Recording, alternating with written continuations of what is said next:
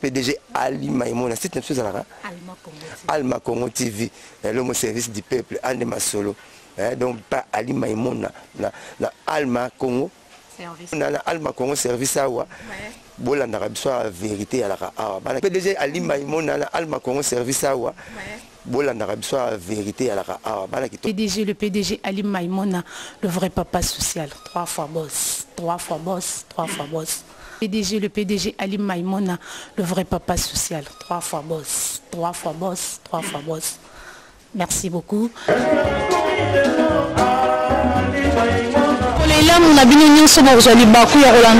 Partout dans le monde entier, votre espace en foi à la source qui est toujours animé par votre aimable servante Manela ici.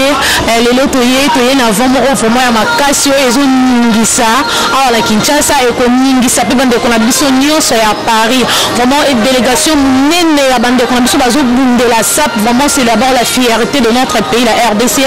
Malgré mbo que zana mbutu mais étant que ba humain, eux aussi ont tous ces photos, ces là na moment et c'est tout les photos là donc cause à que tomi kanga parce que na mboka ça ne va pas non donc on doit vraiment regarder bino ba besoin de ba kembo que zana bien na kimete ba bazo c'est là non il y a même bible le bila bisoté chaque chose a son temps tous en attend ko là tous en attend ko c'est là voilà pourquoi bande ko na biso nyonso lisanga ya les élégants de la SAP bazo kende ko défendre mboka na biso na rata Japon et ko yinda mabe donc comme la béchamite de la presse là alinga toujours car l'info et vraiment juste et réel na kundola kimoko vraiment ba combattant ya kati ya groupe wana le grand leader à Bundela Mamba SAP na bien on est déjà sur mon plateau il est là bien habillé na griffe moko yo yebisa biso d'abord le fondateur ya griffe pas ko yebisa biso eloko oyo griffe wana ekokende ko sala na mboka ya Japon. Mon invité déjà est là sur mon plateau comme je vous avais déjà commenté un peu leader de mon caméraman mon réalisateur papa du miso ngana leader c'est Tina Likolo donc ils ont déjà vendu il y a le 3 il y a le 2 le 3 pardon à Japon ndenge royin donc ils ont déjà vendu nango leader ayo ko mekisa biso na info à la source mbote leader mbote maman journaliste pour bande ko biso nyonso vraiment ba otala biso dans le monde entier bete la biso na lisolo ya le 2 na le 3 novembre to yo kango ka mettre comprendre vraiment bien te ezanini. Ouais normalement merci pour la parole comme Lelo Nazana facette à sa père, mais je suis aussi manager au collectif Sadi. Je suis aussi manager et à Stricti Mounen Sadi. Sadi est la solidarité des artistes pour le développement intégral. Et ça Sadi nous organisons un event wana tout au Bumuna Kambonge na Kata Kinshasa. Mais cette fois-ci en collaboration avec Jinsana et Africa Mint. Jinsana et Africa Mint va saluer événement où toujours déplacé uniquement la structure et les élégants de la SAP. Pourquoi les élégants de la SAP? Il faut définir vagues économiques diverses na Kinshasa, na Congo, partout. Il y a des sapeurs. Mais les sapeurs ne sont pas des délinquants.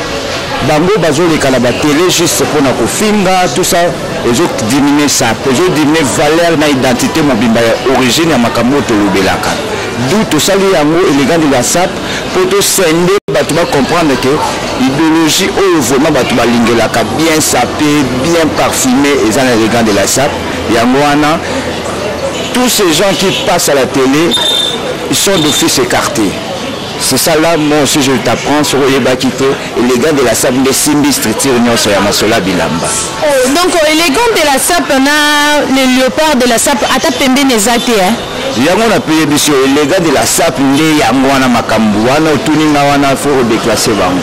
Bon, étant que mon mundeli à SAP, on a baé, on a biso musu bazakamo on a encore reçu à comprendre vraiment définition à SAP. On a sumba biso to yeba vraiment définition à SAP. Quel veut dire SAP? Ouais. Bon là tu es vraiment une idéologie vraiment pour battre comprendre. Moi on a faut tout na cas les gars de la SAP pour bailler bango bamso bailler bater. La SAP c'est un mode de vie qui se définit par un code vestimentaire particulier. Ce qu'il faut ce qu'on a détaillé. Détaillé papa parce que le photo est bango pour te comprendre en moté. Au monde un sapeur Lelo osali bien pour tout na niveau mape cadre ya muto a maîtriser makamba mo pour ça la paix bien. Lelo to koma omona bato azoye baté qui est sa père et qui n'est pas sa père. La SAP c'est l'état d'esprit. Un sapeur, c'est quelqu'un qui est dévoué. Il a besoin de passion. Par contre, il ne faut pas confondre que vous avez besoin de sapeur. Vous avez besoin de délire dans le monde de SAP. Un sapeur, c'est quelqu'un qui est passionné. À cause de la monde climat le long des alliés, c'est monde na betibo. L'état d'esprit na ngeza likolo, attendre nini na mona mutaleki ngazati. Tu vois, et à moi passion wana, c'est ça un sapeur. C'est de mon côté dans le baraque ça pèse classe parce que pour l'attendre là tu bois les calanzela batuba nzima sans calcul mental au sali. Oh y en a oh vraiment ça va on a oh ça ne va pas donc plutôt que là tu peux mettre ça qui peut tout na ça va. Ça veut dire que les notion à la couleur les des vitrines où c'est peli ça monde où c'est peli ça c'est pas donné à tout le monde. C'est pas donné à tout le monde. Merci beaucoup là j'espère que tout le monde avait bien compris la signification de la SAP.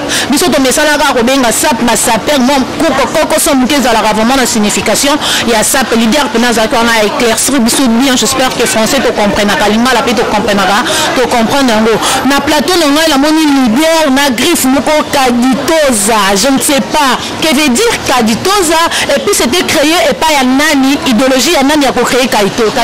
Merci vraiment la parole. Kaditoza la latie uniquement parce que il est le seul styliste congolais où il y a des fans d'Aramboka où il va voyager par-ci par-là il est dans l'atique griffe pour nous valoriser nous sala il pas un président au sein de l'élégance de la SAP ouais il est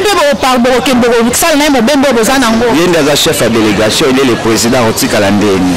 La délégation peut qui m'a qu'on a biso ngamba Brazzaville bazali na mona la moi différence on a il a tenu na biso na bango bazaka mingi vraiment na tenue du bureau parce que biso on toza relax toza na Japon toza tenue de ville et ça moi est-ce que bande qu'on pas présent aux ala lié peka na Kaditoza to bango ba na griffe na bango ba yela mais normalement faut mona muto défendre catégorie bien critère na bango bazali les biso siko le resala valeur et awawa toza to partager monde siko bonaza extravagance naza na tenue mo boso drôle de choses pour wana to veut quitter le Japon les mboka ya ba drôle de choses ya mo leo na ye na mona ko ya pe na ba type classique mais lelo na sepelika na drôle de choses. Comment on comprend le tenir à la fin de l'émission je vais permettre à mon invité tellement pour comprendre le tenir et qu'il de Robinda Bitumba parce que là comme nous sommes en pleine émission on a gardé dans le Vanda parce que maman et ça bisou déjà moi comme je vous dis toujours que info à la source nous sommes là pour des informations sûres et nettes c'est vraiment l'une parmi organisateurs de combattants il y a élégance de la SAP donc il nous venons à éclaircir bisou toyoki badate ni balé tous en awa le 2 et le 3 vidéo quoi expliquer le 2 et le 3 les années ça sera où ça va passer comment des conditions sont comment pour accéder à l'événement ouais voilà l'événement ils ont aidé les 3 na Kobe na Japon na makasi Africa Mins na Gensa na production ils ont 2 jours ils ont peine à dîner moko kozala wana d'affaires mais concert pesa na kati général de fa bakobeta babozi bamanda chante balambe lambe mais siko diversité nango eza ne biso l'air ba s'appelle toya wana na journée na biso tout ça la show moni pesi sentiment bilambe ezala est-ce que vraiment pour faire na palais boy la même mio libanda donc valeur na biso pe yangwana quand même toujours partager toujours contribuer à la culture ya mboka c'est pas facile quoi. Exact et dans la compétition bon qui ne peut pas besoin à la diplôme de mérite ou exact juste un divertissement pour se payer d'ensemble comme ça. Tout ce spectacle biso de à l'honneur parce que nani na biso de to bimaka les élégants de la SAP exact que biso de to kei ko sala ba tout plaisir. Moi la SAP ne to biso l'état d'esprit. Okoza la wapi mais biso de to kanga makambwana. Pendant biso na tiba ivoirien ba camerounais ba zala déjà justement dans en Afrique exact Congo Brazzaville na RDC ou de la pays monsieur. Ba ko zala ba pays belé mais ba ko zala sans impact pour biso de ba kolo masolo.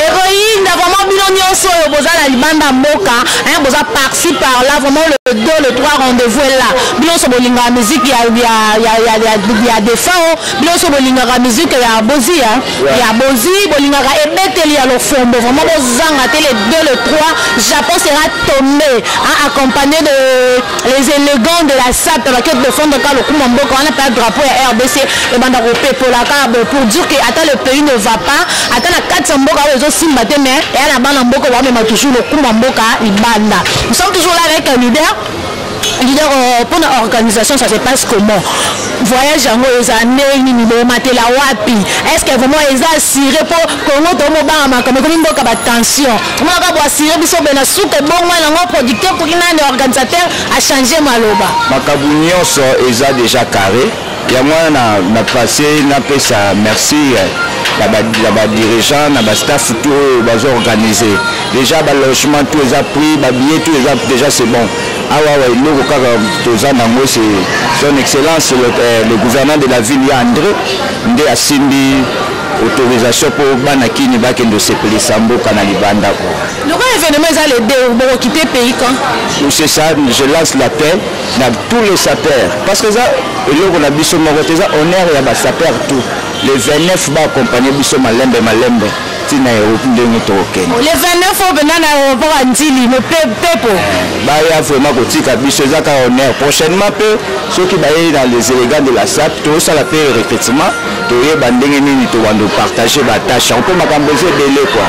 Vraiment fidèle internaute, je vous rassure que le 29 on a biso plutôt à l'aéroport total la poto ceux qui s'attendent on a boyé comme barré tout monde les élégants bazala mais toza à Japon à bazate moi le 29 to rozala wana pour on peut sabino avant on a déjà né bazo mata pour on confirmer vraiment présence na bango na Japon wana l'idée étant que Mobundi bien sûrement aux en akati ya groupe les élégants de la SAP. Alors pour la groupe Moussousou Biwana, pourquoi pas qu'on s'angana?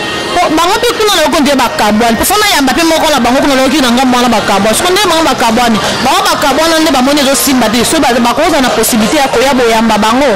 Les élégants de la SAP koyamba n'importe qui parce que ba règlement kuneza makasi. Donc les abatu faut bazala vraiment très calme, très poli, très sérieux. Pour makambo kende vraiment na nzela vraiment ndenge sengeli. Donc faut qu'on recycle. Faut aller talinga tali président et moi ndenge nya osala. Surtout bana en vérité les élégants et simba na nani. Pour so totali na ngambu ya le léopard wanda mona maman Iville Mole Kazana, papa Shiraz akiwana, Zakari baba so Zaki wana na ngamba le léopard parce qu'on a ngamba les élégants de la SAP. Bi mona so ka vimbi na nzungu, c'est que maman na yaza na se.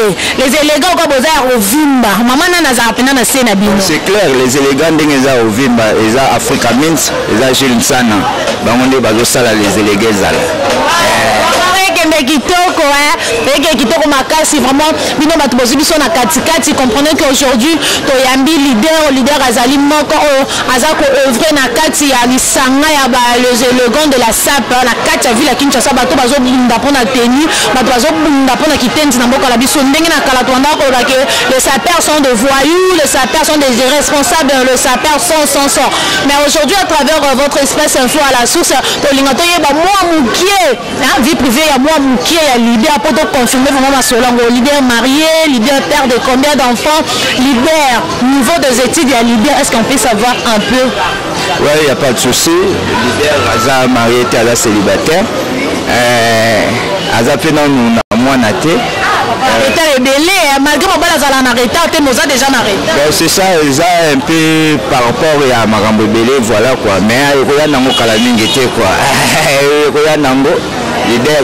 Aza diplômé à Tanga donc c'est voilà quoi leader Aza de la province leader Aza de la Congo central aliment préféré plat préféré pardon à leader mais vraiment bateau bayebinga vraiment dans la plat préféré te la ngande misoninde trop couleur préférée alors couleur na biso baliré ça toujours noir et blanc pourquoi noir, pourquoi blanc, tandis que la couleur est belle? Non, on aime la vivacité, ça va couleur ça déjà la carte le sentir d'être quoi.